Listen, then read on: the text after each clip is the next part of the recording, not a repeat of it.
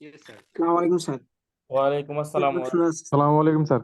আসসালাম, ভালো আছেন আপনারা সবাই? জি স্যার, জি আল্লাহ স্যার, তাআলা। আপনি ভালো আছেন স্যার? আলহামদুলিল্লাহ। আচ্ছা, আমাদের স্ক্রিনটা দেখা যাচ্ছে কি আমরা একটা কিছু এমসিকিউ কোশ্চেন এখানে কপি পেস্ট করে নিয়ে আসছি। এগুলো আমার নিজের প্রিপেয়ার করা না, অনলাইন থেকে কপি পেস্ট করা। জি স্যার, দেখা যাচ্ছে স্যার। জি। আচ্ছা, আমরা আগের দিন যে চ্যাপ্টারটা সেকশন 1 আমরা গো থ্রু করেছিলাম, সেইটুকুর উপরে কিছু এমসিকিউ এখানে আছে। এইটা আমরা নিজেরা একটু দেখি। সবগুলো হয়তো আমাদের ওই ইয়ের সাথে হুবহু মিলবে না, কিছু জায়গায় তো পরিবর্তন থাকতেই পারে। এখন আমাদের দেখে ক্লিয়ার হইতে হবে যে আমরা এইগুলো বুঝতে পারি কিনা এবং সঠিক উত্তর করার জন্য আমরা আমাদের আন্ডারস্ট্যান্ডিং ক্লিয়ার করতে পারি কিনা। এইখানে প্রায় 50টার মতন আছে। এর বাইরেও আরো আপনি চাইলে অনলাইন থেকে আরো অনেক এমসিকিউ এরকম ডাউনলোড করতে পারবেন, এবং পাশাপাশি হচ্ছে আমাদের বইয়ের সাথে নিজেরাও কিছু এমসিকিউ বানাতে পারবেন। তো আমাদের এইটা আজকে দেখানোর দুইটা কারণ। একটা হচ্ছে যে এমসিকিউ কোথায় থেকে হবে আমরা কেউই লিটারালি ওরকমভাবে জানি না। আমাদের আইডিয়া ক্লিয়ার করার জন্য এমসিকিউ কেমন ধরনের হইতে পারে। আর একটা হচ্ছে যে আমাদের যে রেফারেন্স ম্যাটেরিয়ালটা, স্টাডি ম্যাটেরিয়াল, ম্যানেজমেন্ট ইনফরমেশনের যে বুকটা, এই বইটা থেকে আমরা চ্যাপ্টার ওয়াইজ কিছু নিজের এমসিকিউ বানানোর চেষ্টা করব। তো আমি প্রথমে এইটা একটু গোথ্রো করি, কয়েকটা আমরা দেখি, এটা মেইলে দিয়ে দিব। পাশাপাশি হইতেছে যে আমাদের গত দিনের যে চ্যাপ্টার আমরা শুরু করেছিলাম ওইটার সেকশন 2 অংশটুকু পেন্ডিং আছে, ওইটা আমরা আজকে শেষ করব। তার আগে হচ্ছে আপনাদের দিক থেকে কোনো প্রশ্ন আছে কিনা, যে আমরা গতদিন যেটা দেখলাম সেটার উপর আমাদের কোনো অবজারভেশন বা আমরা বুঝতে পারি নাই কোনো সমস্যা, এটা আছে কিনা।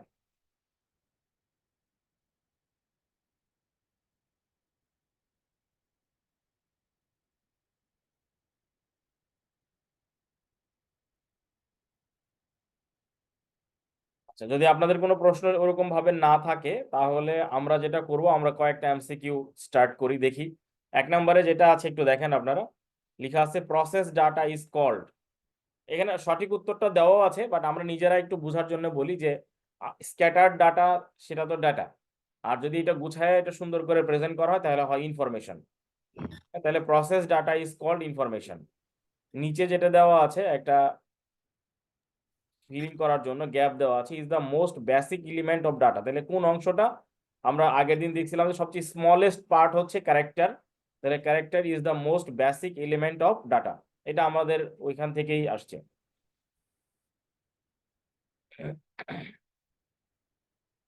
দেন এরপরে আছে group of related records constitute এ, সঠিক উত্তর দেওয়া আছে ফাইল। তার মানে অনেকগুলো রেকর্ড একসাথে কনস্টিটিউশন করা হয় একটা ফাইল।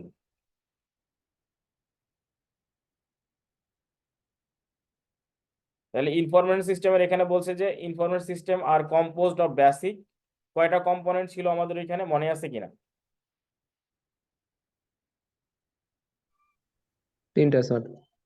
হ্যাঁ, তিনটা কি কি মনে আছে কি? Sir, input, processing and output. এরপরে 5 নম্বরে আছে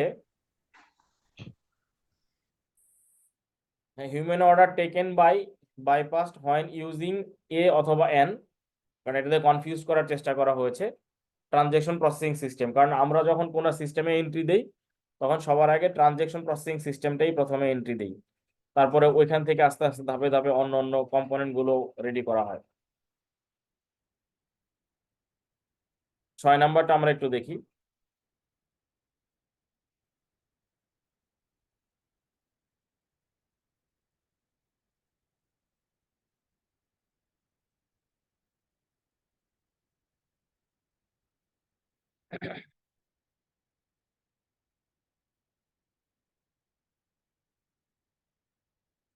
এখানে দেওয়া আছে the dash can be help you choose a product. লেখা আছে সঠিক উত্তর ডিসিশন সাপোর্ট সিস্টেম, কারণ আমরা কি পারচেস করব বা কি আমরা নিতে চাই সেটা সিদ্ধান্ত নেওয়ার ক্ষেত্রে আমাদেরকে ডিসিশন সাপোর্ট সিস্টেমই সহযোগিতা করতে পারে। তাহলে আমাদের সঠিক উত্তর decision support system can help choose a product.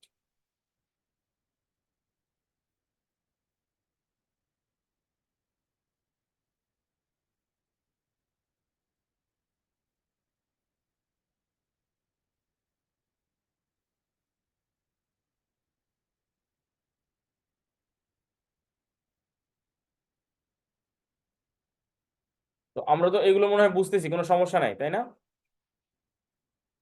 এই 8 নাম্বারটা একটু আমরা দেখি।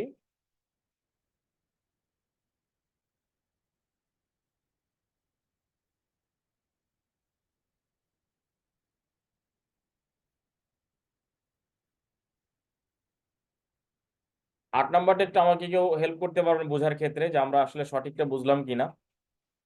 An intranet that is accessible by outside workers, বাইরের লোক যখন আমাদের সিস্টেমে অ্যাক্সেস করতে পারে তখন সেটাকে আমরা কি বলি, বা কার হেল্প নিয়ে বাইরের লোকজন আমাদের সিস্টেমে অ্যাক্সেস নিতে পারবে?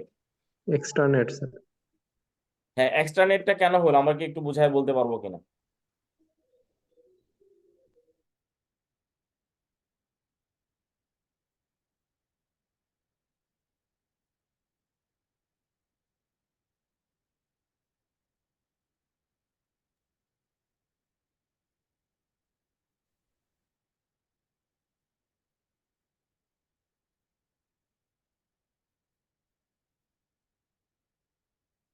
জি আসুন।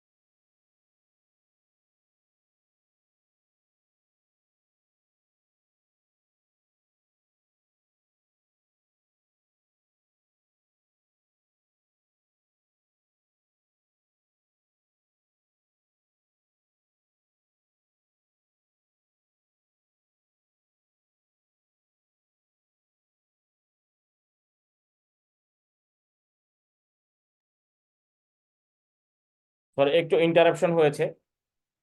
তো আমরা আমরা এমসিকিউ গুলো সবাই বুঝতেছি কিনা, যদি বুঝে থাকি তাহলে আমরা বেশি দূর আর আগাবো না, আমরা আসলে আমাদের ইয়েতে চলে যাব, পরের পরের যে সেকশনটা বাকি আছে ওই সেকশনে চলে যাব, অথবা আপনাদের যদি হেল্প লাগে তাহলে আমি এখানে আরো কিছু কন্টিনিউ করতে পারি আর কি। স্যার 9 নাম্বার যেটা ছিল স্যার, ওটা কি আমরা এখনো কভার করে উঠতে পারিনি? এই 9 নাম্বার। জি স্যার। জি জি। ওকে জি, 9 নাম্বার আপনার কোশ্চেনটা বলেন। স্যার, এটা নতুন মনে হলো আমার কাছে, এই জন্য স্যার এই তো জিজ্ঞাসা কিছু করুন। কিছু তো আমাদের কাছে নতুন থাকবেই, কারণ নতুন নতুন এমসিকিউ আসবে, এটাই খুবই স্বাভাবিক। তো এইটা আমরা বোঝার চেষ্টা করি। যেটা ব্ল্যাঙ্ক আছে এরপর লিখছে is the capability to continue as if nothing has happened even after a major component failure. তাহলে কোন পদ্ধতির কারণে আমরা আসলে এইটা কমপ্লাই করতে পারবো যে কোনো একটা অংশ সমস্যা হইলেও, হ্যাঁ, আমাদের বিজনেসটা অপারেশন চলতে থাকবে, অথবা কতটুকু ফল্ট করলে বা কতটুকু নন রেসপন্সিভ হইলে আমাদের সিস্টেমটা অ্যাক্টিভ থাকবে। তাহলে ওইটাই হইতেছে যে তাহলে কতটুকু আমি আসলে সহ্য করতে পারি, আমার প্রবলেম সলভিং ক্যাপাবিলিটি বা লিমিট। তাহলে এইখানে বলছে কি আমাদের সঠিক উত্তরে আছে সি। তার আগে আমরা অন্যগুলোকে কম্পেয়ার করি। একটা আছে রিডান্ডেন্সি, তাহলে কোনো কম্পোনেন্ট ফেলিউরের সঙ্গে রিডান্ডেন্সির সম্পর্ক নাই। কম্পোনেন্ট ফেলিউর সঙ্গে ইন্টারঅপারেবিলিটির সম্পর্ক আছে। কিভাবে? যে আমরা যদি দুইটা কম্পোনেন্টকে অল্টারনেটিভ হিসাবে ব্যবহার করি তাহলে একটা বন্ধ হলে আরেকটা চালু থাকবে, অথবা একটার সাথে আরেকটার সমন্বয়হীনতা হবে। তাহলে এইখানে একটা মেজর পার্ট, যদি কোনো কারণে আমার মেজর একটা কম্পোনেন্ট ফেল করে তাহলে ইন্টারঅপারেবিলিটি অপারেশনটা ফেল করতে পারে। বাট আমরা যদি ফল্ট টলারেন্সকে আমাদের এখানে বসাই তাহলে হবে যে ফল্ট টলারেন্সের যে লিমিটটা আমার দেয়া আছে ওই লিমিট পর্যন্ত যদি মেজর কোনো কম্পোনেন্ট ফেল করে তারপরও আমরা অপারেশনটা কন্টিনিউ করতে পারবো এবং তারা মনে করবে নাথিং হ্যাজ বিন হ্যাপেন্ড বা নাথিং হ্যাপেন্ড। মানে এটা বুঝাইতে চাইতেছে যে একটা সিস্টেমে কতটুকু পর্যন্ত ফল্ট হইলেও সিস্টেমটা অ্যাক্টিভলি রান করতে পারে। জি স্যার, বুঝতে পারছি।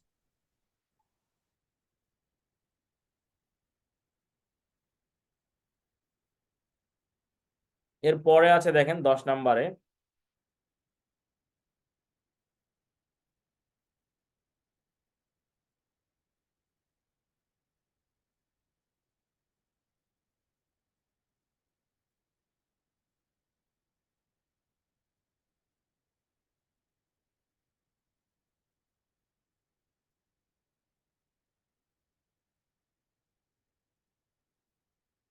তাহলে 10 নম্বর আমরা ক্লিয়ার। 11টা দেখি।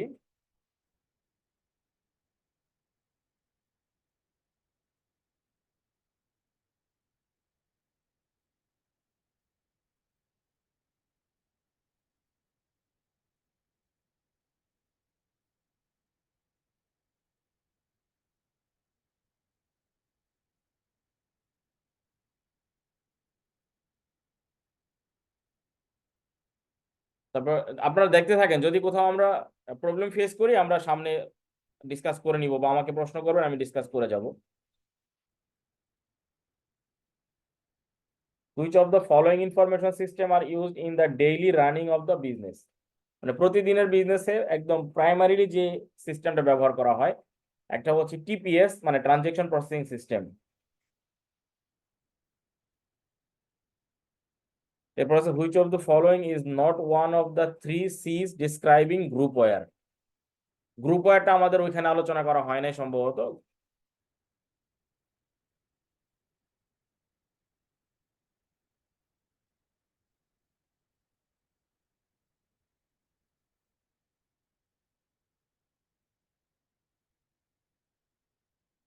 Materials requirements planning software is an example of an information system application.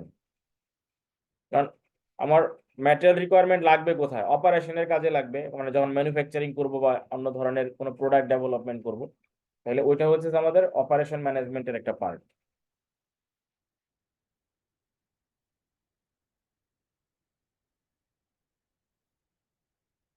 Which of the following is not one of the 3 main components in a decision support system?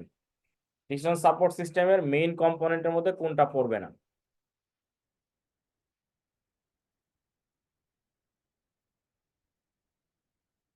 Decision নেওয়ার জন্য আমাদের decision support সিস্টেমের মডেলের প্রয়োজন হয়, যে আমরা কোন অ্যাপ্রোচটা ব্যবহার করব। ডিসিশন নেওয়ার জন্য ডিপার্টমেন্টের মধ্যে এবং বিভিন্ন টিম মেম্বারের মধ্যে কমিউনিকেশনের প্রয়োজন হয়। কমিউনিকেশনের পরে তাদের সাথে ডায়ালগ করার প্রয়োজন হয়। তাহলে ডাটাটা আসলে আমাদের ডিসিশন সাপোর্ট সিস্টেমের মেইন কম্পোনেন্ট না, কারণ ডাটা তো অলরেডি আমাদের ডাটাবেস ওয়্যার হাউসে আছে, ডাটাবেস ম্যানেজমেন্ট সিস্টেমের মধ্যে আছে এবং ওই ডাটাটাকে নিয়ে অ্যানালাইসিস করার পরেই আমরা ডিসিশন নিতে যাব। তাহলে প্রাইমারি কম্পোনেন্টের মধ্যে আসলে এটা পড়বে, কিন্তু যখন সাপোর্ট সিস্টেমের কথা বলছি তখন ডাটাটা আসলে মেইন কম্পোনেন্ট না, কারণ ডাটাটা ব্যবহার করে আমরা সিদ্ধান্তের অল্টারনেটিভ গুলো আলোচনা করার জন্যই ডিসিশন সাপোর্ট সিস্টেমের হেল্প নিব। এরপর আছে business intelligence and data warehousing আর used for which of the following. একটু ভালো করে দেখেন এটা।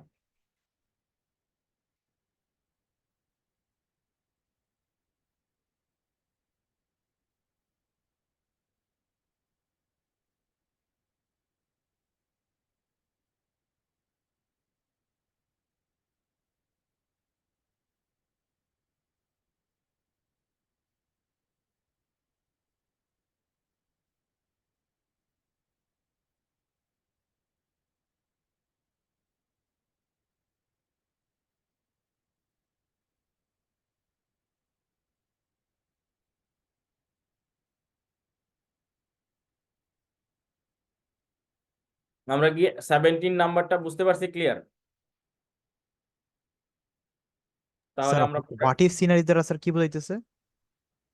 হোয়াট ইফ অ্যানালাইসিস ছিল আমাদের ডিসিশনের অল্টারনেটিভ অ্যানালাইসিসের জন্য। তো হোয়াট ইফে যেটা হয় যে আমরা কোনো একটা কম্পোনেন্ট বা কোনো ডিসিশনকে কতটুকু টলার করতে পারবো এবং একটা অপশন চেঞ্জ করলে আরেকটা অপশনের কি রেজাল্ট হয় এবং অপটিমাম রেজাল্টটা কি আসবে, এইটা হোয়াট ইফ অ্যানালাইসিস এর মাধ্যমে বের করা যায়। এটা একটা ক্যালকুলেশন সফটওয়্যার টাইপের। সফটওয়্যার হলো আসলে ঠিক না, এটা প্রোগ্রাম, ছোট্ট একটা প্রোগ্রাম। জি, ধন্যবাদ স্যার। এরপরে আছে আমাদের 18 number, which of the following is true about ERP software.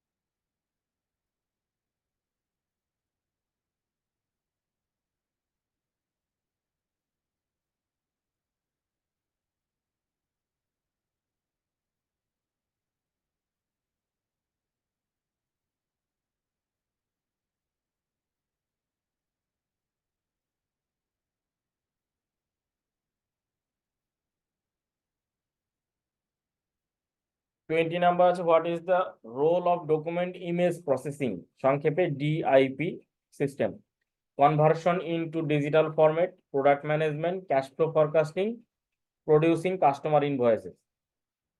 আচ্ছা, সঠিক উত্তর যদি আমরা না দেখি তাহলে কি উত্তর করতে পারবো কিনা?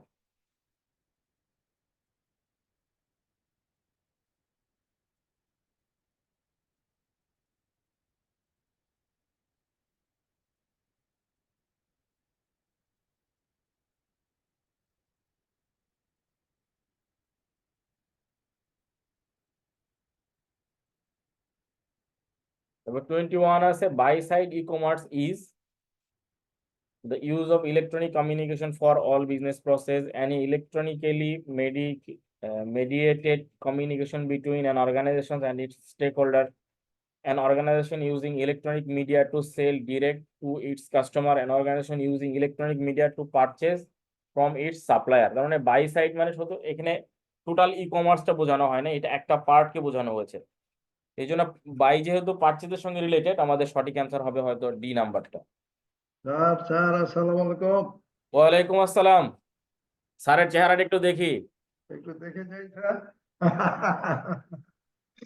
হ্যাঁ, আমি না দেখবো। Thank you sir. কেমন আছেন? আছি আলহামদুলিল্লাহ আছি। এমনি এদের কাছে আসতে পারি না, মানে আপনি আমাদের তো অনেক ব্যস্ত থাকেন, আমাদের খোঁজ খবর নেন না। স্টুডেন্টস তো একটু দেখে যাই। সপ্তাহে মনে আসতেই পারি নাই, গত সপ্তাহে না। সবাই ভালো আছি তো? কথা বলি ক্যাপ্টেন সহ অন্যান্যরা সবাই। জি স্যার, ভালো জি আছি। স্যার, আপনি ভালো ভালো আপনি আছি কেমন তো? Thank you. আমি এমনি জাস্ট টু সি ইউ। আর আমাদের I think if you are to join here and you will realize the importance further, also the significance of your teacher class and as necessity. তার মানে আপনি যদি ক্লাসে আসেন দেখবেন আমাদের টিচার গুলো কত তার প্রতি কর্ডিয়াল আন্তরিক। আর আরেকটা হচ্ছে তোলা হয় কমার্সের পারচেজ সাইটটা, ই কমার্সের পারচেজ সাইটটা এখানে হাইলাইট করা হয়েছে। এরপরে আছে আমাদের 22টা আমরা একটু দেখি, এটার অ্যান্সারটা আমরা একটু না দেখে দেখে বলতে পারি কিনা।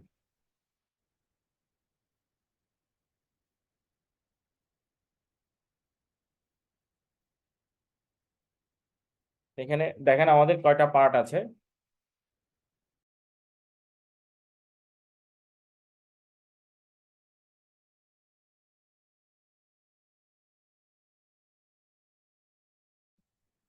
আমাদের নেক্সট কোশ্চেনটা ছিল এরকম, to determine demand for internet service in a market company should survey what. Company কি সার্ভে করবে এটা জানার জন্য percentage of that have access to the internet, কতজন ইন্টারনেটে অ্যাক্সেস নিতে পারবে বা সম্ভাবনা আছে। Percentage that purchase online, percentage that use the internet to inform their buying decision. আমাদের প্রশ্ন কি ছিল, internet service in a market company should survey, কিভাবে সার্ভে করে কোম্পানি তার ডিমান্ডটা বুঝতে পারবে, ইন্টারনেট সার্ভিসের মার্কেটে ডিমান্ড কতগুলো আছে। কি সবগুলোই আসলে এখানে এই সার্ভেতে সহযোগিতা করবে। স্যার একটা কোশ্চেন ছিল স্যার। ঠিক। স্যার ইন্টারনেট সার্ভিস বলতে কি আমরা সেসব সার্ভিসকে বোঝাচ্ছি যা আমরা ইন্টারনেটে সেল করব? এটা এটা কি আমরা বোঝাচ্ছি ইন্টারনেট সার্ভিস হিসেবে স্যার? মানে আইএসপি যারা বিজনেস করে তাদের প্রোডাক্ট হচ্ছে ইন্টারনেট সার্ভিস। জি ওরা জি স্যার। ওরা কিভাবে নিজেদের ডিমান্ডটা অ্যানালাইসিস করবে আর কি, এই আচ্ছা আচ্ছা ডিমান্ড অ্যানালাইসিসের পার্টটা এখানে আসে। Two determine demand of internet service in a market, মানে যারা আমাদের ইন্টারনেট সার্ভিস প্রোভাইড করে নর্মালি তারা, কারণ প্রত্যেকটাই তো আসলে ডিমান্ড অ্যানালাইসিস করে তাকে অ্যাভেলেবল করতে হবে, সেই জন্য আমাদের কি কি এখানে প্রয়োজন হয়। স্যার তাহলে যারা আইএসপি সার্ভিস প্রোভাইড করে তাদের মানে এখানে দেওয়া আছে percentage that have access to the internet. তো স্যার যাদের অলরেডি ইন্টারনেটে অ্যাক্সেস আছে তারা আবার ইন্টারনেট সার্ভিস নিবে, এটা একটু স্যার কন্ট্রাডিক্টিং হয়ে গেল না স্যার? না, তারা নিবে না, তাদেরটা বাদ দিয়ে তারা ডিমান্ডটা চিন্তা করবে। আমার টোটাল মার্কেটে অপটিমাম ইউজার কতজন হতে পারে, কতজন অলরেডি ইউজ করতেছে, এবং অনলাইনে কারা কারা আসলে পারচেজ বা এই ধরনের ই কমার্স ফ্যাসিলিটি নিতে পারে, সম্ভাবনা আছে, সবগুলোকে এখানে আমাদের হিসাবে নিয়ে আসতে হবে। কারণ যারা অলরেডি আমাদের ইন্টারনেট সংযোগের আওতায় আছে তারা তো নতুন করে আমার ডিমান্ডের মধ্যে আসবেন, তারা অলরেডি ইউজ করছে। জি স্যার, বুঝতে পারছি স্যার, থ্যাংক ইউ মানে স্যার। আমরা যদি টোটালটাকে 100 চিন্তা করি যে 100 জন টোটাল ইউজার হবে অপটিমাম, তাহলে এ নাম্বারে হচ্ছে যারা অলরেডি ইউজ করছে হয়তো এমন 30 বা 20। এরপরে হচ্ছে যাদের আসলে ইন্টারনেট পারচেস করার মতন ডিসিশন আছে এবং তাদের ব্যাপারে ইনফরমেশন আছে তাদের কাছে যে তারা এটা বাই করতে পারবে বা করতে চায়। আর এর বাইরে হচ্ছে যে আমি ফুল টাইম ইন্টারনেট ইউজ করি না, বাট আমি অনলাইনে পারচেস করি বা অনলাইনে আমি বিজনেস করি। জি স্যার, বুঝতে পারছি স্যার, থ্যাংক ইউ স্যার। পরে আছে আমাদের 23, which of this is a cost efficiency driver of e commerce.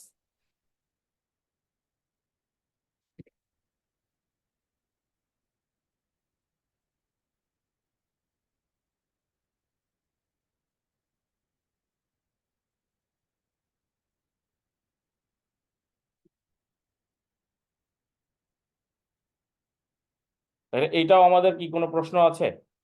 আরে কোনো প্রশ্ন আছে? আমি একটা ক্লাসে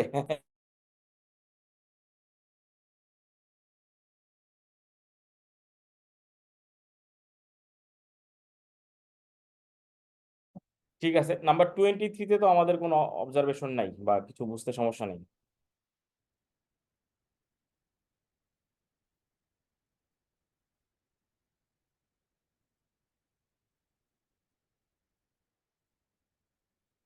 নাম্বার 24,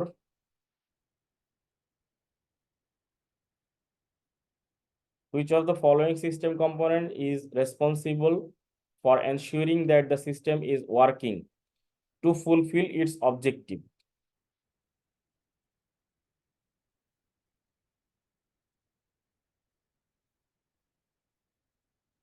মানে সিস্টেমটা সঠিকভাবে কাজ করছে কিনা সেটা কনফার্ম করার জন্য আমরা কি করি? এখানে ইম্পর্টেন্ট পার্ট হচ্ছে ensuring that the system is working two fulfil it's objective, মানে প্রপারলি ওয়ার্কিং করছে। প্রপারলি ওয়ার্কিং করছে কি করে না এটা আমরা কন্ট্রোল মেকানিজম দেখলে সহজে বুঝতে পারি।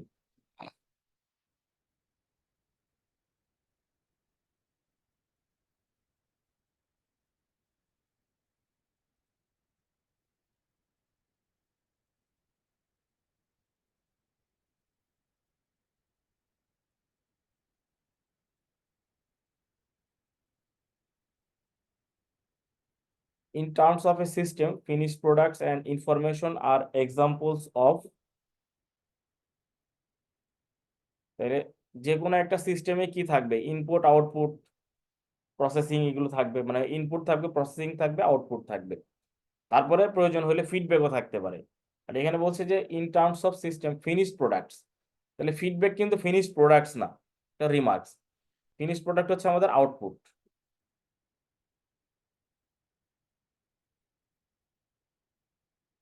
Which of the following describe exchanges between a system and other system or a system and any external agencies?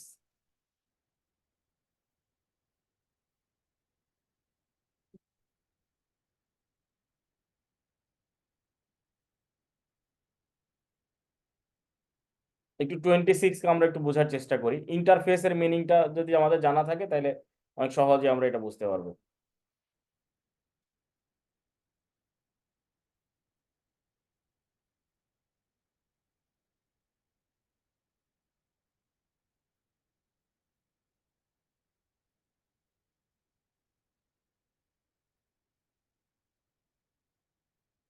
Which of the following describe exchanges between a system and other systems or a system and any external agencies?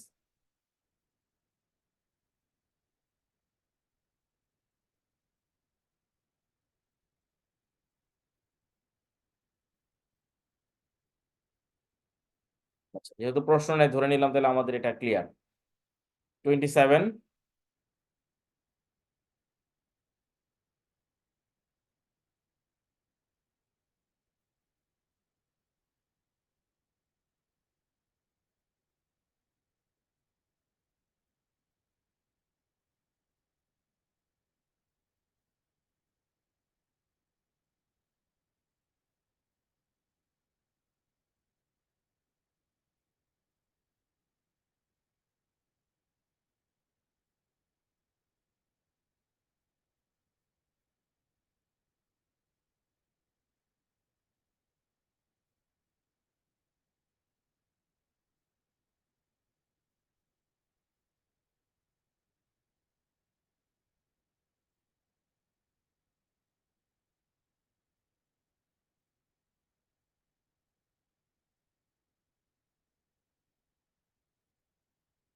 in terms of the resources that support information system, the procedure used by people are a example of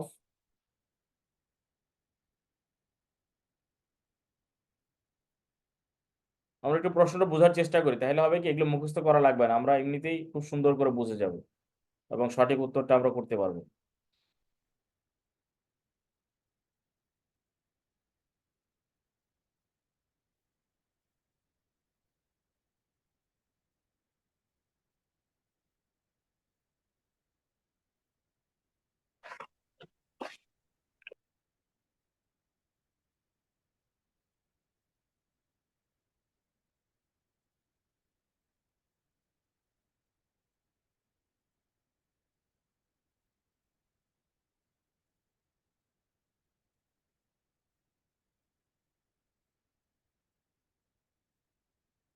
এটাও আমাদের এখানে ছিল না, এটা হলো মিখাইলের 5 forces model আছে, 5 forces competitive মডেলের থেকে আসছে। এটা আমরা পড়ি নাই, বাট অনেকেই হয়তো মার্কেটিং এ বিজনেস স্ট্র্যাটেজিতে পড়ে থাকতে পারেন, সেখান থেকে প্র্যাকটিস থাকতে পারে, না হলে আমরা এটা পড়বো নেক্সট দিন। Which category of computer-based information system is concerned with supporting the functional area of organization?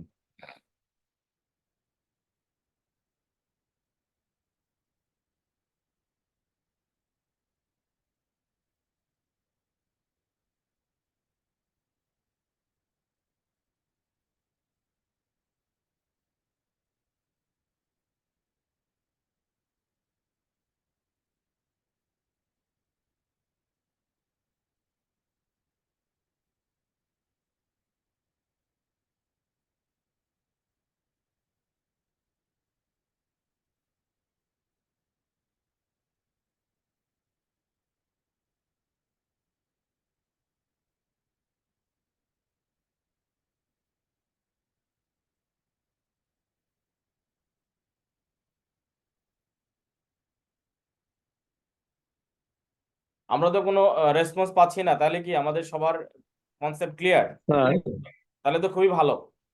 Sir জি জি পড়েন প্লিজ। স্যার আমরা তো সেকশন 1, মানে পার্সোনালি আমার সমস্যা যেটা হচ্ছে স্যার, সেকশন 1 থেকে যেগুলো পড়েছি স্যার, আর যেগুলো দেখাইতেছেন এটার বাহিরে অনেক কিছু পাচ্ছি স্যার। হ্যাঁ হ্যাঁ, না এটা তো ওই যে বললাম একটু আগে, আমি ইয়েলো মার্ক করলাম কিছু আচ্ছা, কিছু। এটা বাদে স্যার অনেকগুলাই বাহিরের অনেকগুলাই পাচ্ছি, যার কারণে পার্সোনাল ভাবে আমি বুঝতেছি না, তাহলে আমরা সবগুলাই বুঝতে সেকশনে চলে পারতেছি না। যাই, এটা আমি কপি করে দিয়ে দিব আপনাদেরকে। আমাদের চ্যাপ্টার গুলো শেষ হোক, তারপর আমরা এটা ডিটেল দেখবো, এটাই জি ভালো স্যার, হবে। এটাই মনে হয় ভালো হয় স্যার, কারণ এটা সেকশন 1-এও আছে স্যার, 2-এও আছে। তো হ্যাঁ সেকশন হ্যাঁ, 1-2 ক্লিয়ার করে তারপরে যদি অধ্যায় ভিত্তিক করা যায় তাহলে স্যার ভালো হইতো। না ঠিক আছে। কারণ হচ্ছে যে আমার তো নিজেদেরও একটা রিকোয়েস্ট ছিল যে আপনাদের দিক থেকেও কিছু প্রশ্ন এমসিকিউ টাইপের আসলে ভালো। এর কারণ হচ্ছে যে কিছু প্রশ্ন তো আপনাদের দিক থেকে আসাই লাগবে, নাহলে তো আমরা বুঝতে পারবো না যে আমরা কতটুকু শিখলাম। আসলে স্যার এই যে রেসপন্সটা যে যা হচ্ছে না স্যার, আসলে মানে আমি ব্যক্তিগতভাবে বুঝতেছি যে আমি বুঝতেছি না, যার কারণে স্যার কোনো রেসপন্স দিচ্ছি না। বাকিরা কি কিরকম বুঝতেছে সেটা তো আর একই, আমার বলতে মনে হয় পারতেছি একই না রকম হইতে পারে, অন্যরা বলতেছেন, আপনি বলে ফেলছেন। ধন্যবাদ। স্যার। জি স্যার।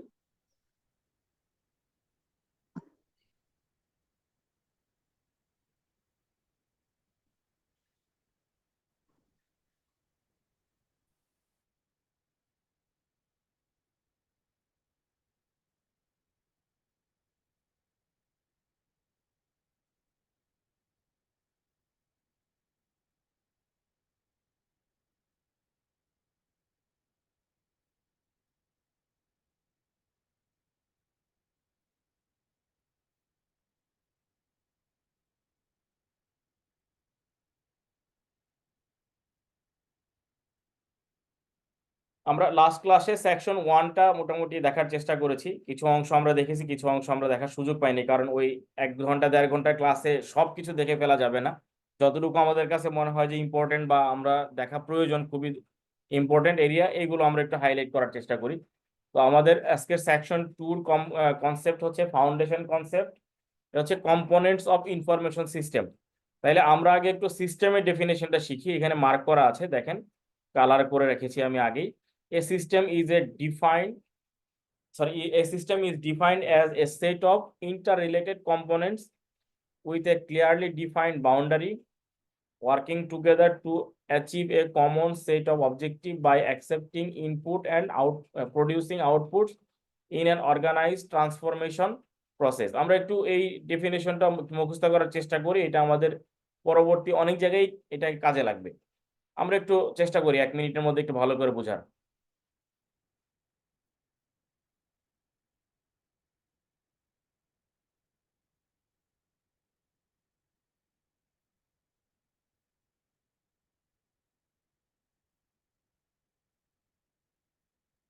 এখান থেকে আছে a set of interrelated components. তাহলে আমরা সিস্টেমের মধ্যে আমরা আগেই জানি আমাদের কি কি থাকবে, হার্ডওয়্যার, সফটওয়্যার, মেশিন, ম্যান, সবকিছু মিলে একটা সিস্টেম।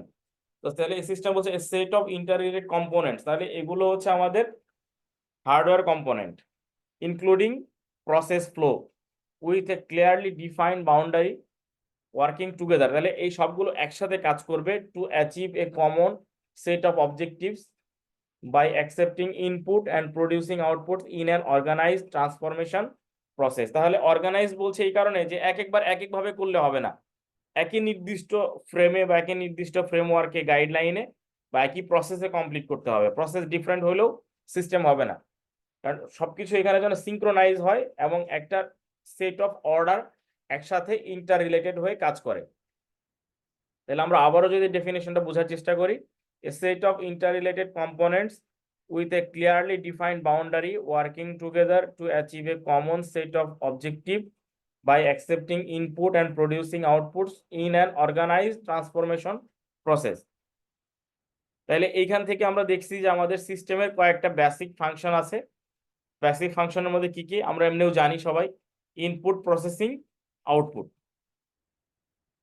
এই তিনটা নিচেই দেয়া আছে, এই ফাংশন তিনটা নিচেই হাইলাইট করানো আছে। যে three basic function, one function input, processing and output. তো ইনপুট, প্রসেসিং, আউটপুট যদি আমরা ইনফরমেশনের ক্ষেত্রে বলি তাহলে এটা কি কি হইতে পারে? ইনফরমেশনের ক্ষেত্রে ইনপুট কি, প্রসেসিং কি এবং আউটপুটটা কি? যদি ইনফরমেশন না হয়, কোনো ম্যানুফ্যাকচারিং হয়, কোনো প্রসেস ডেভেলপমেন্ট হয়, সেটা ঠিক আছে, কোনো একটা কম্পোনেন্ট ডেভেলপমেন্ট হয়, সেটা ঠিক আছে। যদি ইনফরমেশনের ক্ষেত্রে যদি বলি তাহলে ইনফরমেশন সিস্টেমের ডেফিনেশনটা কি? কারণ আমরা তো ইনফরমেশন সিস্টেম পড়তেছি, সিস্টেমের ডেফিনেশনটা জানলাম, ইনফরমেশনটাও আমরা জানি আগে থেকেই। তাহলে ইনফরমেশন সিস্টেম পুরোটা একসাথে বললে কি হবে?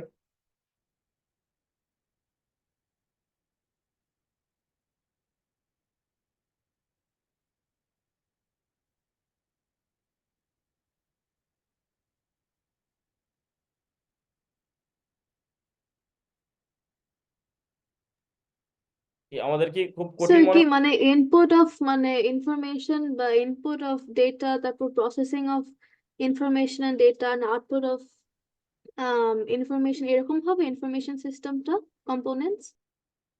হ্যাঁ, এরকমই আমরা আরেকটু সহজ করে বলার চেষ্টা করি, কারণ আমরা দুইটা ভাগে এখানে শিখতেছি। আমরা জানি ইনফরমেশনটা কি, তারপরে পাশাপাশি আমরা এই মুহূর্তে ইনফরমেশনের সাথে সিস্টেমের ডেফিনেশনটা জানলাম। তাহলে আমাদের যে টপিকসটা ইনফরমেশন সিস্টেম, এবং এর আগের দিন আমরা ডিটেইল আলোচনা করছি ইনফরমেশন টেকনোলজি এবং ইনফরমেশন সিস্টেম।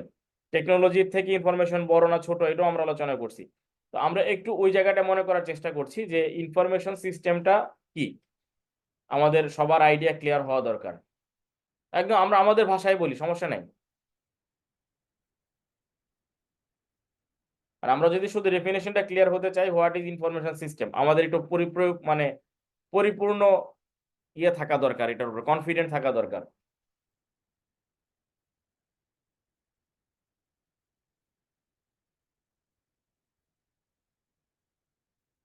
ইনফরমেশন সিস্টেম আমাদের মনে আছে কিনা, আমরা বলেছিলাম যে information system an interconnected set of components used to collect, store, process, transit বা transmission of data and digital information.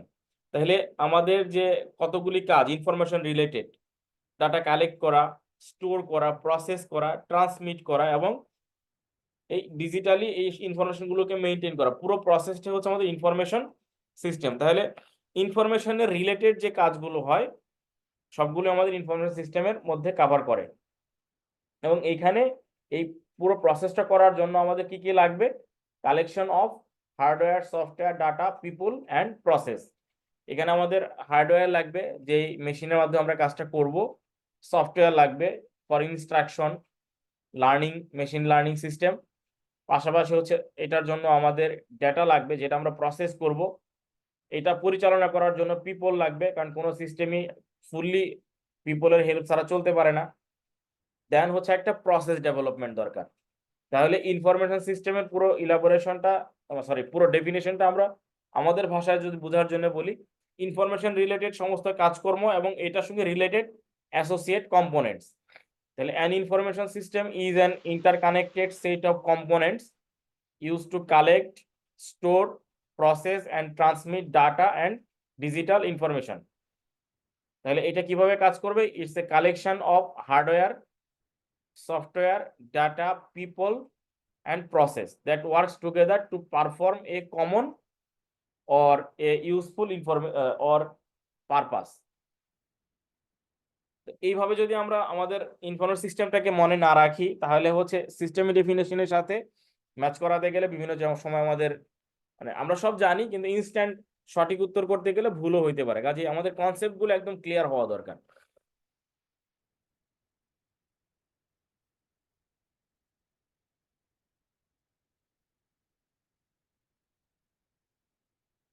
তাহলে পরের পার্টে আমরা আলোচনা করছিলাম, আমাদের ওই এমসিকিউ এর মধ্যে ছিল ফিডব্যাক এবং কন্ট্রোল।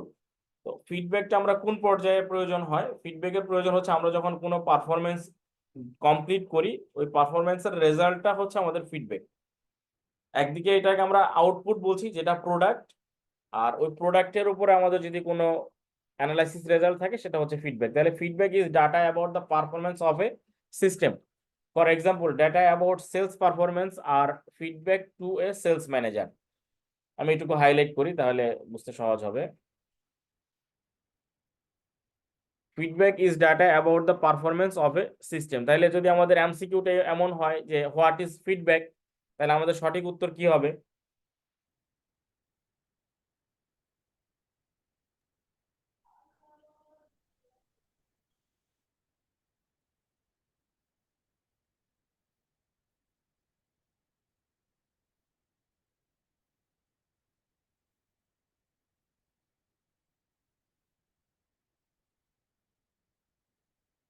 আচ্ছা, এরপরে আছে control. Control involves monitoring and evaluating feedback to determine whether a system is moving towards an achievement of its goal.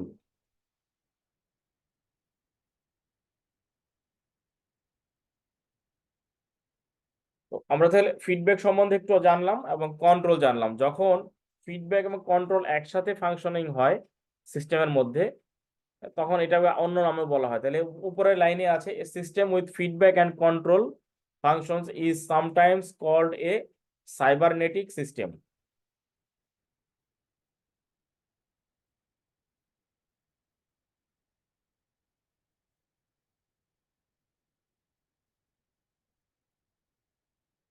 আমরা যেটাকে আন্ডারলাইন করলাম, a system with feedback and control function is sometimes called a cybernetic system, that is a self-monitoring, self-regulating system. তাহলে আমরা ফিডব্যাকের definition জানলাম, কন্ট্রোলটা বুঝলাম, পাশাপাশি cybernetic system. তো আমরা নিচে একটা এক্সাম্পল আছে, এটা একটু দেখি। ঠিক আছে, আমরা তাহলে আবার স্টার্ট করি, আমাদের তো 10 পর্যন্ত সময় ছিল। আমরা যে আলোচনায় ছিলাম যে ফিডব্যাক, কন্ট্রোল, এই দুইটা আমরা ডেফিনেশন দেখলাম। এরপরে একটা automatic system, self monitoring system, self regulating system, এই পুরো সিস্টেমটাকে বলে সাইবারনেটিক সিস্টেম। তো এর নিচে আমাদের আছে একটা ইনফরমেশন সিস্টেমের কম্পোনেন্ট গুলো কি কি হয়, সেই কম্পোনেন্ট, এবং এটা এক্সাম্পল আকারে অর্গানাইজেশন সিস্টেমের সাথে ইকোনমিক রিসোর্স, মানে যেটাকে আমরা ইনপুট বলছি, ট্রান্সফরমেশন অফ ভ্যারিয়াস প্রসেস বা বিজনেস প্রসেস, যেটা প্রসেসিং, এবং ফাইনালি যেটা আউটপুট হয় সার্ভিস অথবা প্রোডাক্ট। এই সব কিছুর মধ্যে কোন কোন ক্ষেত্রে আমাদের ইনফরমেশন সিস্টেমের রিকোয়ারমেন্ট থাকতে পারে, এবং কোন লেভেলে stakeholder, supplier, government agencies, financial institution, labour, customer সবাই মিলে একটা পুরো সিস্টেমের কম্পোনেন্টের পার্ট। এই চিত্রটার মধ্যে একটা বিজনেস এনভায়রনমেন্টকে তুলে ধরা হয়েছে, যেখানে ইনফরমেশন সিস্টেম একটা মেজর রোল প্লে করে এই অপারেশনটাকে ইন্টিগ্রেট করার জন্য। তাহলে আমরা দুইটা বাউন্ডারি দেখছি বাইরের দিকে। একটা বাউন্ডারি ইনার সাইডে, এটা হচ্ছে পুরো বিজনেস অপারেশন, আর একটা বাউন্ডারি আউটার সাইডের মাঝখানে লেখা আছে community, competitors, customers, stakeholders, labour union বা লেবার, ফাইন্যান্স ইনস্টিটিউশন, সাপ্লায়ার, এই সবগুলো মিলে বিজনেস এনভায়রনমেন্ট। বিজনেস এনভায়রনমেন্টে তিনটা মূল কাজ হয়। একটা কাজ হচ্ছে ইনপুট, প্রসেসিং এবং আউটপুট, যেটা দিয়ে আমরা সার্ভিস বা প্রোডাক্ট জেনারেট করি, এবং এইটাকে ম্যানেজমেন্টের কাছে সঠিকভাবে উপস্থাপন করার জন্য ইনফরমেশন সিস্টেমের প্রয়োজন হয়। ইনফরমেশন সিস্টেম ম্যানেজমেন্টের কাছ থেকে ইনফরমেশন নেয়, তাদের প্ল্যানিং সবকিছু নিয়ে বিজনেসে ইনকর্পোরেট করে, আবার বিজনেস থেকে ইনফরমেশন নিয়ে আবার ম্যানেজমেন্টের কাছে ফিডব্যাক আকারে সাপোর্ট করে বা সাবমিট করে। তাহলে ম্যানেজমেন্ট এখানে একটা কন্ট্রোল মেকানিজমের মতো করে কাজ করে, কারণ যেই প্রসেসটা বা যে বিজনেসটা এখানে অর্গানাইজেশনে ইনপুট থেকে আউটপুট পর্যন্ত হওয়ার কথা, এইটা ম্যানেজমেন্টের নির্ধারিত প্ল্যান অনুযায়ী বা প্রসেস অনুযায়ী, সিস্টেম অনুযায়ী হচ্ছে কিনা, সেইটা মনিটরিং করার জন্য কন্ট্রোল মেকানিজম, ফিডব্যাক, এবং ম্যানেজমেন্টের কাছ থেকে ফিডব্যাক আসতেছে ইনফরমেশন সিস্টেম থেকে, আবার ফিডব্যাকগুলি ডাইভার্সিফাইড হয়ে যাচ্ছে বিভিন্ন ডিপার্টমেন্টের মধ্যে, বিভিন্ন কম্পোনেন্টের মধ্যে, এবং ওই কম্পোনেন্টগুলো রিসোর্স ওয়াইজ কাজ করছে। প্রত্যেকটা আমাদের বিজনেসের এখানে এক একটা মেইন রিসোর্স। তাহলে রিসোর্সগুলোকে আবার এখানে তিনটা পার্টে ভাগ করা হয়েছে। একটা ইনপুটের বলছে যে ইকোনমিক রিসোর্স, প্রসেসিং এটা বিজনেস প্রসেস বা বিজনেস প্রসেস রিসোর্স, এবং আউটপুট এটা হচ্ছে গুডস অ্যান্ড সার্ভিস রিসোর্স, মানে আমাদের আউটপুট বা ফাইনাল প্রোডাক্ট যেটা।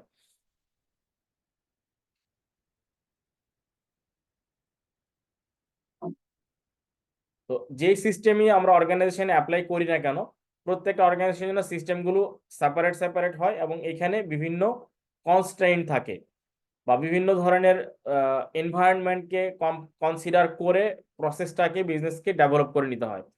তাইলে এইখানে অনেকগুলো সিস্টেম যেহেতু কাজ করে, এর মধ্যে অনেক ছোট ছোট ডিপার্টমেন্ট দেখলাম আমরা, ডিভিশন দেখলাম, প্রসেস দেখলাম, তাহলে প্রত্যেকটার জন্য আবার কিছু সাব সিস্টেম প্রয়োজন হয়।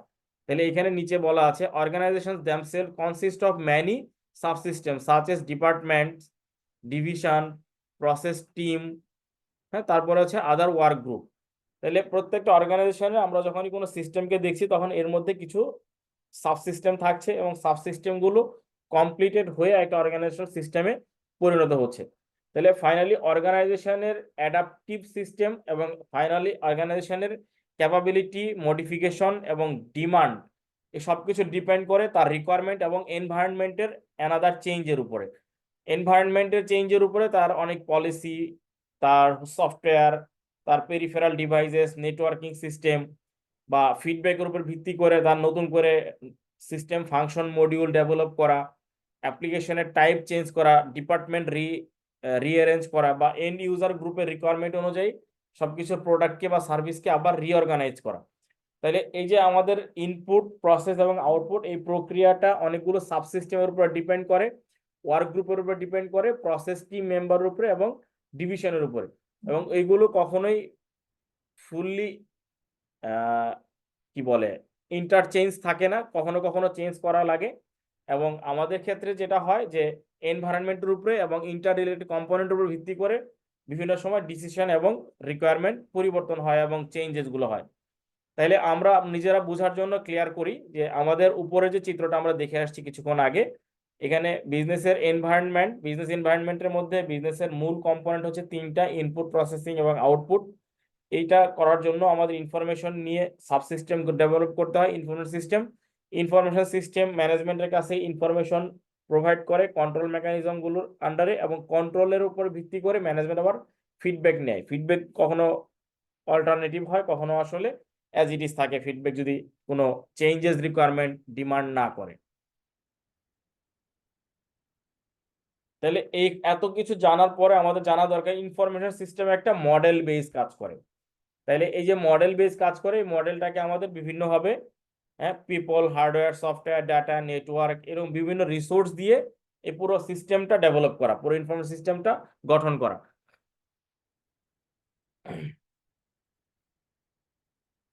তাহলে আমরা কি কি বললাম একটু আগে? People resource, software resource, hardware resource, network resource এবং ডেটা রিসোর্স, সবগুলো আমাদের এক ইনফরমেশন সিস্টেমের কম্পোনেন্ট বা পার্ট। তাহলে পিপল রিসোর্স গুলো কি কি? পিপল রিসোর্স বলতে হচ্ছে যে আমাদের বিজনেসে অনেক ধরনের হিউম্যান কাজ করতে পারে, পিপল কাজ করতে পারে, প্রত্যেকে আসলে আমাদের একই রকমের রিসোর্স না। এখানে দেখা যায় কিছু কিছু আছে আমার স্পেশালাইজড, যারা ইনফরমেশন সিস্টেমের উপরে দক্ষ এবং তারা আসলে বিভিন্ন ইনফরমেশন সিস্টেম অ্যাপ্লাই করে বা ডেভেলপ করে। এবং কিছু আছে যারা হচ্ছে ইউজার বা যারা হচ্ছে ক্লায়েন্ট, তারা আমাদের ডেভেলপড সিস্টেমটা বা আইএস স্পেশালিস্ট যারা, তারা যেটা ডেভেলপ করে ওই সিস্টেমটা তারা ব্যবহার করে বা ওইটা অনুযায়ী তারা নিজেদের কার্যক্রমগুলি অর্গানাইজেশনে করতে থাকে বিভিন্ন লেভেল থেকে। অর্গানাইজেশনের বিভিন্ন লেভেলে বিভিন্ন ধরনের ইউজার আছে, তাদেরকে যে সিস্টেমটা শিখিয়ে দেওয়া হয়েছে তারা ওইটাই ইউজ করতে থাকে বা ওই সিস্টেম মতো পরিচালনা করতে থাকে। তাহলে এন্ড ইউজার এবং আইএস স্পেশালিস্ট, তাদের মধ্যে একটা বেসিক ডিফারেন্স হচ্ছে স্পেশালিস্টরা সিস্টেম ডেভেলপ করে এবং সিস্টেম অপারেটিং এর সিস্টেমগুলোকে ডেভেলপ করে, তারা সিস্টেমটাকে অপারেট করে। আর এন্ড ইউজার ক্লায়েন্টরা হচ্ছে ওই সিস্টেমের ব্যবহারকারী। তাহলে এইখানে আমাদের একটা জায়গায় কনফিউশন থাকতে পারে যে অর্গানাইজেশন অনেকগুলো লেভেল আছে, সেই লেভেলের মধ্যে কোন লেভেলের এমপ্লয়িরা বা পিপলরা স্পেশালিস্ট এবং কোন লেভেলের এমপ্লয়িরা আসলে ইউজার বা এন্ড ইউজার। কখনো কখনো ক্লায়েন্টও এন্ড ইউজার হইতে পারে, কারণ অর্গানাইজেশনের সবকিছুই যে আসলে এমপ্লয়িরা ব্যবহার করে এরকম না। অনেক কিছু আসলে আমরা ক্লায়েন্টের উপর ডিপেন্ড করি, যারা আমাদের এন্ড ইউজার বা যারা আসলে ফাইনালি অপটিমাম কনজিউমার। তাহলে people who use an information system or the information product, they are called as user or clients. That can be a customer, sales person, এটার সাথে রিলেটেড কোনো engineers, clerk, accountant and managers or any other employee of the organisation. Different একটা হচ্ছে এখানে specialised যারা, যারা এই সিস্টেমটাকে ডেভেলপ করছে বা অপারেট করছে। তারা কি কি করে? তারা সিস্টেম অ্যানালাইসিস করে, সফটওয়্যার ডেভেলপমেন্ট করে, সিস্টেম অপারেশন করে এবং ম্যানেজারিয়াল, টেকনিক্যাল এবং ক্লারিক্যাল বিভিন্ন অপশনগুলো থেকে এটা পরিচালনা করে, বা যারা আসলে এই টাইপের কাজের সাথে এঙ্গেজড। তাহলে IS specialist are people who develop and operate information system, they include system analyst, system developers, system operators and other managerial, technical and clerical IS personnel, মানে যারা ইনফরমেশন সিস্টেমের মধ্যে কাজ করছে। আমরা এইটুকু হাইলাইট করি।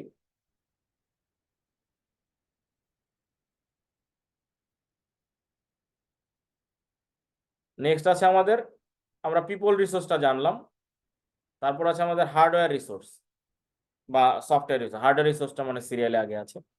Hardware resource. The concept of hardware resource includes all physical devices and materials used in information processing. তাহলে যেগুলো দৃশ্যমান সবকিছু, এখানে আমাদের টেকনোলজিক্যাল ডিভাইস এবং ম্যাটেরিয়াল যেগুলো আমাদের ইনফরমেশন প্রসেসিং এর ক্ষেত্রে বা বিজনেস প্রসেসিং এর ক্ষেত্রে কাজ করছে বা ইন্টার রিলেটেড। তাহলে স্পেসিফিক্যালি এরা সবগুলোই মেশিনের বিভিন্ন কম্পোনেন্ট বা কম্পিউটারের সাথে যারা কাজ করছে এগুলোর বিভিন্ন কম্পোনেন্ট গুলো হচ্ছে হার্ডওয়্যার।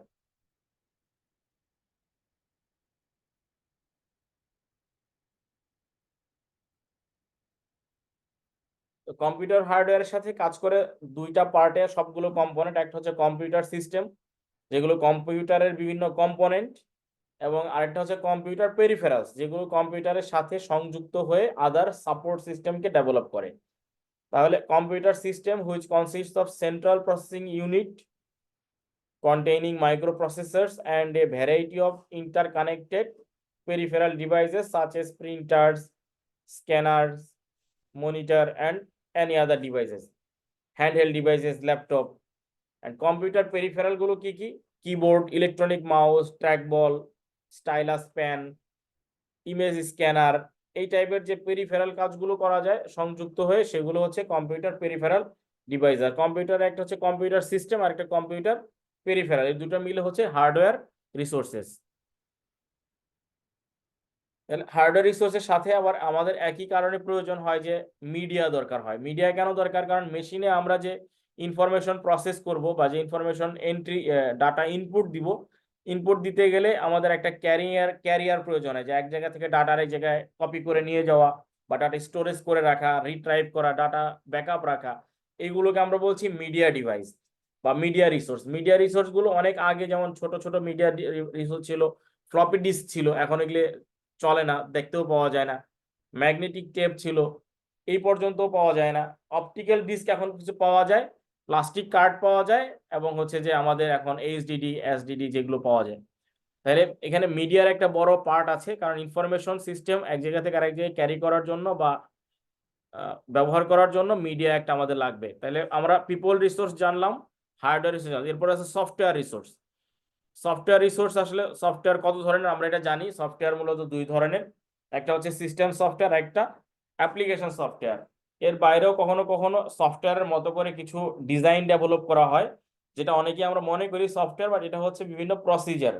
সফটওয়্যারের অ্যাপ্লিকেশন এবং সিস্টেম দুইটা মিলে কিছু প্রসেস ডেভেলপ করে, ওগুলোকে সংক্ষেপে বলি আমরা প্রসেস। এটাও আসলে সফটওয়্যারের মতো করেই কাজ করে, বাট মূল সফটওয়্যার দুই ধরনের, একটা হচ্ছে সিস্টেম সফটওয়্যার, একটা অ্যাপ্লিকেশন সফটওয়্যার। তাহলে সফটওয়্যারের ডেফিনেশন গুলো কি হবে আমরা উপরে দেখি, লেখা আছে concept of software resource include all sets of information processing instruction. This generic concept software includes not only the sets of operating instructions called program which direct and control computer hardware, but also the sets of information processing instruction called procedure that people need. কারণ procedure ছাড়া ওই প্রোগ্রামটা ওই সিস্টেমটাকে run করানো যাবে, পরিচালনা করা যাবে না। তাহলে সিস্টেম সফটওয়্যার কি কি আমরা যদি একটা দুইটা নিজে বোঝার জন্য বলি, আমরা কম্পিউটারকে পরিচালনা করার জন্য automatically computer first time run হইতে যে সিস্টেমটা ব্যবহার করে সেটাকে আমরা অনেক সময় উইন্ডোজ সফটওয়্যার বলি, বাট এটার প্রকৃত নাম হচ্ছে সিস্টেম সফটওয়্যার। উইন্ডোজ একটা প্রোগ্রামের নাম, একটা প্রতিষ্ঠানের নামকরণ।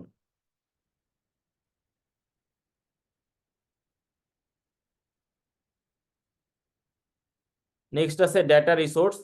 ডেটা রিসোর্সের মূল পার্ট হচ্ছে যে আমরা যে র মেটেরিয়াল বা ইনফরমেশনকে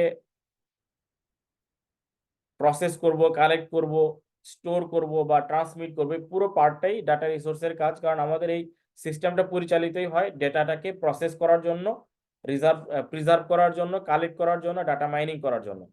তাহলে ডাটার একদম শুরু থেকে শেষ পর্যন্ত পুরো প্রসেসটাই আসলে আমাদের সিস্টেমের বিভিন্ন পার্টে হয়ে থাকে। The concept of data is an organizational resource has resulted in a variety of changes in the modern organization. Data previously were captured as a result of a common transaction. It is stored হয়, processed হয় এবং analyzed using sophisticated software. কিছু বলতে চাও? না, আমি ওইখানে ইফতার করব।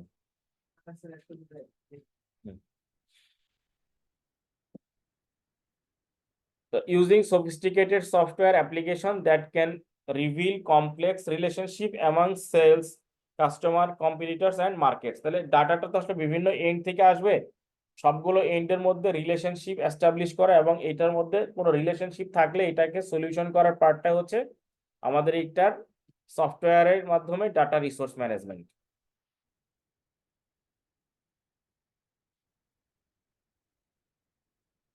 তাহলে ডাটা কি অনেকগুলো ফর্মে থাকতে পারে, কারণ আমরা তো প্রসেস করার ক্ষেত্রে দেখি বিভিন্ন বিভিন্ন ফরম্যাটেই ডাটা থাকে। টেক্সট থাকতে পারে, টেক্সট ডাটা, হ্যাঁ, তারপরে বিভিন্ন ধরনের সেন্টেন্সেস, প্যারাগ্রাফ, রিটেন ফরম্যাটে বা অডিও ফরম্যাটে, গ্রাফিক্স ফরম্যাটে, গ্রাফিক্স শেপে, figure, photographic, video, image, audio data, human voice, any other sound, এই সবগুলি আসলে ডাটার এক্সাম্পল।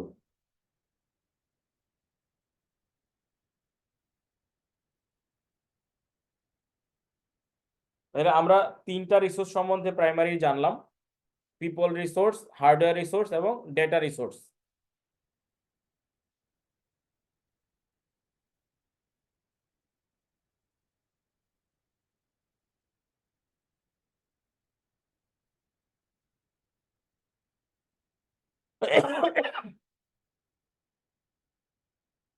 আমরা যে প্রথম এমসিকিউটা দেখছিলাম ওটাই এখান থেকে উত্তর পাওয়া যায়। Information is data that have been converted into meaningful and useful context. Next আছে আমাদের নেটওয়ার্ক রিসোর্সেস। নেটওয়ার্ক রিসোর্সের মূল কাজ হচ্ছে আমাদের ডাটাটাকে, ইনফরমেশনটাকে এক জায়গা থেকে আরেক জায়গায় ট্রান্সমিট করা এবং কমিউনিকেশন এস্টাবলিশ করা। তাহলে এটার পার্টের জন্য সবার আগে আমাদের ডেভেলপমেন্ট চলে আসছে কমিউনিকেশন বা টেলিকমিউনিকেশন টেকনোলজিস। এবং নেটওয়ার্ক এটা কিসের মাধ্যমে কাজ করছে? ইন্টারনেট, ইন্ট্রানেট এবং এক্সট্রানেট। এই তিনটা হচ্ছে আমাদের কমিউনিকেশনের এসেনশিয়াল পার্ট এবং সাকসেসফুল বিজনেসের বা বিজনেসের কমার্স অপারেশনের একদম মেইন কম্পোনেন্ট। এই তিনটা কম্পোনেন্টকে সমন্বয় না করলে successful business, commerce business operation করা সম্ভব না। এবং এগুলোর ভিত্তিতে অল টাইপ অফ অর্গানাইজেশনের ডাটা ইনফরমেশন এক জায়গা থেকে আরেক জায়গায় ট্রান্সমিট হয় বা ট্রান্সফার হয়। টেলিকমিউনিকেশন পুরো প্রসেসটাই আসলে আমাদের নেটওয়ার্ক রিসোর্সের কম্পোনেন্ট হিসাবে কাজ করে। তাহলে concept of network resource based on technologies and network are fundamental resource components for information system. তাহলে এখানে আমাদেরকে টেলিকমিউনিকেশন মিডিয়ার মধ্যে কি কি আছে? বিভিন্ন ধরনের ট্রান্সমিটিং ফর্মুলা, টুইস্টেড কেবল বা টুইস্টেড পেয়ার কেবল, কোক্সিয়াল কেবল, তারপরে fibre optic cable, microwave system, cellular system, satellite wireless technology, radio link, এই সমস্ত কিছু আমাদের টেলিকমিউনিকেশনের এক একটা করে মিডিয়া। এরপরে আছে আমাদের ইনফ্রাস্ট্রাকচার। তাহলে নেটওয়ার্কের যে মিডিয়ার মাধ্যমে আমাদের ইনফরমেশনগুলো ট্রান্সমিট হবে তার একটা নির্দিষ্ট স্ট্রাকচার প্রয়োজন হয় যে সে কোনভাবে চলবে, এবং এই স্ট্রাকচারটাও বা ইনফ্রাস্ট্রাকচারটাও ডেভেলপ করা হয় হার্ডওয়্যার এবং সফটওয়্যারের সহযোগিতা নিয়ে এবং টেকনোলজি বেস করে। তাহলে এখানে আমাদের খেয়াল রাখতে হবে যে generic category, emphasis of the hardware, software and data technology and need for support of operation. কারণ এই ইনফ্রাস্ট্রাকচারটাও অপারেশনের মাধ্যমেই পরিচালনা করতে হবে, কারণ অটোমেটিক্যালি এটা চলতে পারবে না। ইনফরমেশন সিস্টেমের অ্যাক্টিভিটিস আছে বিভিন্ন ধরনের। ডাটা ইনফরমেশন প্রসেসিং বা এই ধরনের পুরো কার্যক্রমটাই ইনফরমেশন সিস্টেমের অ্যাক্টিভিটিস। তাহলে অ্যাক্টিভিটিসের মধ্যে অনেক কিছু কভার করে যায়, তারপর আমরা একটু জানি। এর মধ্যে আছে হল recognise input, processing output, storage, control, তারপর হচ্ছে transformation, any other information system, starting or result. তাহলে আমরা ইনপুট আউটপুট সম্বন্ধে আগেই জানছি, এটা নিয়ে আর এখন কিছু ওরকম আমরা বলছি না। ইনপুট আউটপুট আমাদের আগেরই ক্লিয়ার করা আছে। এরপরে আমাদের যেটা ইম্পর্টেন্ট এরিয়া সেটা হচ্ছে কন্ট্রোল সিস্টেমটা যে আমরা এস্টাবলিশ করব ওইটার আসলে কতটুকু পারফরমেন্স কাভার করছে। কারণ কন্ট্রোল সিস্টেমটা এস্টাবলিশ করা হয় বিজনেসের রিকোয়ারমেন্ট অনুযায়ী বা বিজনেসের ডিমান্ড অনুযায়ী। তাহলে বিজনেসের যে ডিমান্ডটা থাকছে পরিপূর্ণভাবে ওই অনুযায়ী ইনফরমেশন সিস্টেম প্রসেস হচ্ছে কিনা, ফান্ডামেন্টাল ডাটা থেকে আউটপুট পর্যন্ত পুরোটাই কন্ট্রোল মেকানিজমের পার্ট, এবং এইটাকে ডিফাইন করা হয় এটার পারফরমেন্সের উপর ভিত্তি করে। পারফরমেন্স আমরা জানবো কিভাবে? ফিডব্যাক থেকে। ফিডব্যাক মনিটরিং সিস্টেমটাই হইতেছে আমাদের control system for performance evaluation. তাহলে একটা সিস্টেমে বা একটা বিজনেস অপারেশনে সিস্টেম ডেভেলপমেন্ট করার পরে ওই অপারেশনটা ইন্টার রিলেটেড ওয়েতে কম্পোনেন্টগুলো কাজ করছে কিনা এবং নির্দিষ্ট বাউন্ডারির মধ্যে নির্দিষ্ট প্রসিজার অনুযায়ী চলছে কিনা, চললে তার রেজাল্টটা আপ টু দ্য মার্ক যদি হয় তাহলে আমাদের সিস্টেমের পারফরমেন্সটা ভালো, আর না হলে কন্ট্রোল মেকানিজম থেকে সিস্টেম পারফরমেন্স ইভালুয়েট করে রিপ্রোডাক্টিভ বা রিইঞ্জিনিয়ারিং প্রসেস ডেভেলপ করতে হবে। তাহলে আমরা মোটামুটি মনে হয় এটা লাস্ট দিকে চলে আসছি। এখানে সামারি আছে, আর কিছু নাই। এই চ্যাপ্টারে যে ইম্পর্টেন্ট টপিকস গুলো আছে এটা এখানে দেওয়া আছে, পাশে ব্র্যাকেটের মধ্যে হচ্ছে আমাদের ওই পেজ নাম্বার, যেই টপিক্সটা আছে এই পেজের 29 নাম্বার বা 8 নাম্বার পেজে ওই রিলেটেড টপিকস গুলো সম্বন্ধে বর্ণনা করা আছে। তো আমাদের যদি এখানে কোনো প্রশ্ন থাকে আমরা শেয়ার করতে পারি, আমি চেষ্টা করব অ্যান্সার করার। না হলে আমরা যেটা করব, আমরা ওই এমসিকিউ গুলো ইমেইলে আজকে শেয়ার করে দিব। এই দুইটা চ্যাপ্টারই আপনারা পুনরায় আবার একটু রিভিউ করবেন, করে ফাইনালি হচ্ছে যে আপনারা আমাদেরকে ফিডব্যাক দিবেন যে আমরা এমসিকিউ গুলো অ্যান্সার করতে পারলাম কি পারলাম না।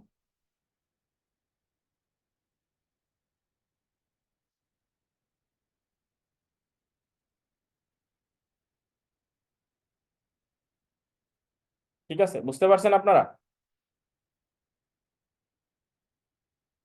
স্যার জি একটা প্রশ্ন ছিল স্যার। জি, একটা না, আপনার যত প্রশ্ন আমি চেষ্টা করবো উত্তর দেওয়ার, প্লিজ। স্যার অধ্যায়ের শেষে ওই যে কি টার্মস এন্ড কনসেপ্ট আছে যেগুলো এগুলো বললেন আপনি, তারপরে রিভিউ কুইজ আছে, এগুলো কি আমাদের দরকার আছে? এইগুলো আমরা যে উপরে যা পড়ে আসলাম, এই কি কনসেপ্ট গুলো আমরা যদি পুনরায় দেখি এটা রিভিউ করা হবে। আর আমরা যে এমসিকিউ গুলো পড়তেছি এমসিকিউ গুলো কুইজের মাধ্যমে আমাদের এই চ্যাপ্টার সম্বন্ধে আমাদের নলেজ ডেভেলপমেন্টটা টেস্ট করার জন্য। এগুলো যদি আমরা বুঝতে পারি তাহলে এই চ্যাপ্টার সম্বন্ধে আমরা বেসিকটা অর্জন করতে পারছি, তারপরে আমরা কোশ্চেন অ্যানালাইসিস করতে পারি। কারণ আমরা যেটা গো থ্রু করলাম, আমাদের যদি বেসিকটা গ্রো না করে তাহলে যেটা হবে যে আমরা আসলে সঠিক এমসিকিউর উত্তর করতে পারবো না।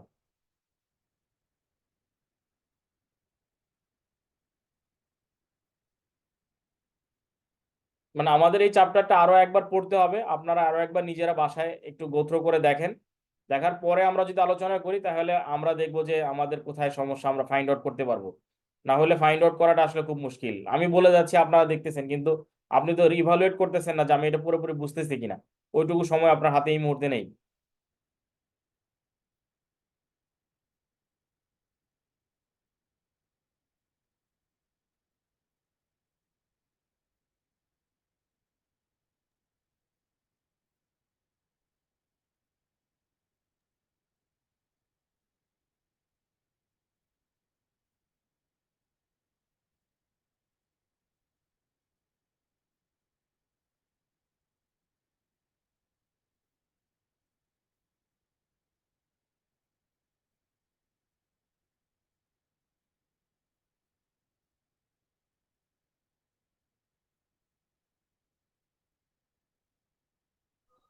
স্যার তাহলে আমরা নেক্সট দিন ওই আমাদের সম্পূর্ণ থিওরি গুলা দেখবো, নাকি এই চ্যাপ্টারে যত এমসিকিউ আছে সেকশন 1 এবং 2 তে যত এমসিকিউ আছে থিওরিটা সবগুলো হচ্ছে প্রাইমারিলি দেখবেন, রিকোয়েস্ট হচ্ছে থিওরির প্রতি। কারণ আমরা ওই চ্যাপ্টারের কম্পোনেন্ট গুলো সবগুলো ভালোভাবে বুঝতে পারলে, আন্ডারস্ট্যান্ডিং ক্লিয়ার হলে এমসিকিউ আমাদের কাছে কোনো ব্যাপারই না। এমসিকিউটা হচ্ছে আমাদের টেস্ট করার জন্য যে আমরা বুঝতে পারছি কিনা। বাট রিকোয়েস্ট থাকবে হচ্ছে আমাদের পুরো চ্যাপ্টারটা আপনারা আরো একবার বা দুইবার গো থ্রু করবেন, করে যেখানে যেখানে প্রবলেম এখানে হাইলাইট করেন, আন্ডারলাইন করেন, যেন আমরা ওইগুলোর আরো ব্যাখ্যা দিতে পারি আপনাদেরকে, বা আরো এক্সাম্পল দিয়ে বোঝানোর চেষ্টা করতে পারি।